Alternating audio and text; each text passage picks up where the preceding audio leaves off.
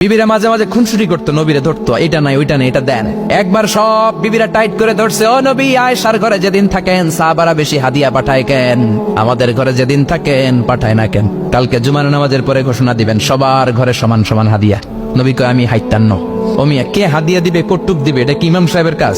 ইমাম সাহেবের বাসায় কে কোন দিন কি খাওয়াবে, কি গিফট দিবে, এটা তো যে গিফট দিবে তার ব্যাপার। বিশ্বনবী বললেন আবু বকরকে সবাই ভালোবাসে, তাই আবু বকরের মেয়ের ঘরে যেদিন আমার ডেট পরে থাকার সময় ওই দিন হয়তো বেশি হাদিয়া পাঠায়, তোমাদের ঘরে পাঠায় না। আমার বলার কোনো সুযোগ? বিবিরা কয় না, আপনারে বলতেই হবে। নবী কয় আমি পারবো না। বিবিরা কয় পারবেন। ইন দ্য মিন টাইম দরজার পার থেকে কে যেন সালাম দিল, আসসালামু আলাইকুম ওয়া রাহমাতুল্লাহ। বিশ্বনবী বললেন ওয়া আলাইকুম আসসালাম। বিশ্বনবী বুঝতে পারলেন সালামটা আমার ওমরের সালাম। বিশ্বনবী সালামের উত্তর দিয়ে বিবিদের দিকে তাকায় দেখে একটা বিবি ওর সামনে নাই, সব উদাও, ভ্যানিশ হয়ে গেছে। ওই যে ওমর, সুবহানাল্লাহ পড়বেন না? এই জন্য ওমরকে শয়তানও ভয় পেত। আমার মেয়ে, একটা মাত্র মেয়ে, খাইতে চায় না। শুধু আমার মেয়ে না, অধিকাংশ বাচ্চাদের এই অবস্থা। ওরা আম্মু দিক দিয়ে খাওয়ায়, আবার দৌড় দেয়, আবার আমি খাওয়াই, আবার কান্নাকাটি করে, বলে গল্প শোনাও, তাইলে খাবো। এখন গল্প শোনাইলেও খায় না। বর্তমান সময়ের ছেলে মেয়েগুলো এরকম, এত জ্বালাতন করে। খেতে চায় না তো বলতে হয় বাঘ আসবে বাঘ, সিংহ আসবে সিংহ, সিংহ মামা আসবে, ঘুমাও ঘুমাও, এগুলো আমরা বলি না? বড় দোষী তো তার কি বলেন? বাচ্চা যদি না ঘুমায়, না খাইতে চায়, এগুলোই তো বলে। বাঘ আসবে, বিড়াল আসবে। মদিনাতে ওমরে ফারুক যখন খলিফা, মদিনার কোনো বাচ্চারা যদি না খেতে চাইতো, না ঘুমাইতে চাইতো, মদিনার মায়েরা বলতো তাড়াতাড়ি ঘুমাও, ওই যে ওমর আসতেছে, ওমর। কি শাসক ছিলেন সাইয়েদনা ওমর! সবাই সমান, উনার বিধান, উনার রীতি সবার জন্য সমান। মদ খাওয়ার অপরাধে নিজের কলিজার টুকরা ছেলে আবু শাহমাকে 80টা বেত মেরেছে। হাদিসটা দাঈফ, তবে শিক্ষা আছে আমাদের জন্য। 80টা বেত মেরেছে। এক রাতে পাওয়া যায় বেত মেরে ছেলেটাকে আহত করে ফেলেছে, আর এক রাতে পাওয়া যায় পিটাতে পিটাতে ছেলেটাকে দুনিয়া থেকে শেষ করে ফেলেছে। ছেলের মুখে গন্ধ পেয়েছে। আর শরীফতা খামরান, কিরে মদ খাইছস? কয় না বাবা, শরীফ তো নাবিজ, আমি নাবিজ খেয়েছি। নাবিজ খাওয়া যায়। নাবিজ হচ্ছে রাত্রেবেলা আরবরা দুধের মধ্যে শক্ত খুরমা ছেড়ে দেয়। 1 কেজি দুধের মধ্যে 10টা শক্ত খুরমা ছেড়ে দিলে সকালবেলা দুধের কালারটা সাদা থাকে না, শক্ত খুরমার রস টেনে ওটা লাল হয়ে যায়, খেতে বড় মজা। এটাকে বলে নাবিজ। কিন্তু সকালেই খেতে হবে। ওইটারে যদি 3 দিন জমায় রাখেন, 4 দিন জমায় রাখেন, ওইটাও গাঞ্জা হয়ে যাবে, ওইটাও তারি হয়ে যায়, মদ হয়ে যায়। সাইয়েদনা ওমরের ছেলে এই কাজ করেছেন, একটু তারির স্বাদ নেয়ার জন্য 4 দিন রেখে দিয়েছে। সাইয়েদনা ওমর বললেন কি খাইছস? কয় মদ খাই নাই। নাবিজ খাইছস? এদিকে আয়, ইফতাহ ফামাক, মুখ খোল।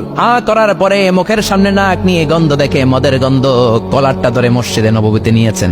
ইন দা মিন টাইম মসজিদে নববীতে জোহরের নামাজ হয়। নিজের ছেলেকে মসজিদে নববীর উস্তুয়ানা বলে, উস্তুয়ানা তু মসজিদে নববী, মসজিদে নববীর পিলারে বেঁধেছেন। যেহেতু উনি খলিফা, মসজিদে নববীর ইমাম, জোহরের নামাজের ইমামতি করলেন। সালাম ফিরালেন, আসসালামু আলাইকুম ওয়া রাহমাতুল্লাহ, আসসালামু আলাইকুম ওয়া রাহমাতুল্লাহ। সালামের পর বললেন মাকানাকুম ইনদানা হাদ, সুন্নতের পর বসে যাবেন, আমাদের একটা হদ আছে। আল্লাহর দেয়া যে বিধান, বিচার, এটাকে আরবিতে বলে হাদ, প্লুরাল হচ্ছে হুদুদ। আমাদের হুদুদ আছে, মানে গুরুদণ্ড আছে, বসবেন। হাজার হাজার মানুষ সবাই ওযু করে যখন ঢুকতেছিল, দেখে আবু শামা পিলারে বাঁধা। সবাই তো আশ্চর্য, কি আজীব তামাশা, প্রেসিডেন্টের পোলা বাঁধা। নামাজের পরে বাইরে আসার পরে হাজার হাজার মানুষ তাকিয়ে আছে, কানাঘুষা শুরু হয়ে যায়। সবাই বলে কি হয়েছে?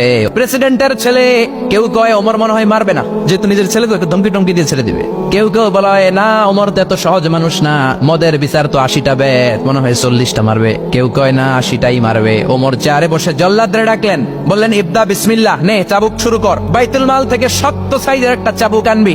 জল্লাদ চাবুক এনে দাঁড়ালেন। ওমর বললেন ইবদা বিসমিল্লাহ, শুরু কর। জল্লাদ মারতে শুরু করেছে। ওয়াহিদ, ইতনাইন, তালাতা, 3টা মারার পরে এক থাপ্পড় মেরে জল্লাদকে 3 হাত দূরে ফেলে দিলেন।